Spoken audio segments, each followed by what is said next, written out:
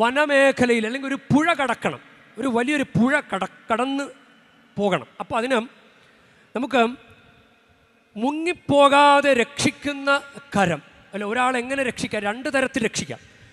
പുഴ കടക്കാൻ നിൽക്കുന്ന ഒരാളെ 2 തരത്തിൽ രക്ഷിക്കാം. ഒന്ന്, മുങ്ങിപ്പോകാതെ രക്ഷിക്കുന്ന കരം, വെള്ളത്തിലിറങ്ങുന്നതിന് മുമ്പ് തന്നെ ഒരു കരം നീട്ടി രക്ഷിക്കും.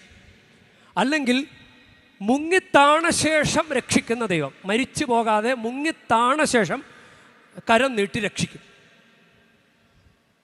അപ്പം മറിയത്തെ മുങ്ങിപ്പോകാതെ രക്ഷിച്ചു, അതായത് ഉത്ഭവ പാപത്തിൽ നിന്ന് രക്ഷിച്ചു. നമ്മൾ മുങ്ങിത്താണു പോയി, ഉത്ഭവ പാപത്തിൽ ഉൾപ്പെട്ടു. മുങ്ങിത്താണതിന് ശേഷം നമ്മളെ കരം നീട്ടി രക്ഷിച്ചതാണ് മാമോദീസയിലൂടെ നമ്മളെ രക്ഷിച്ചു.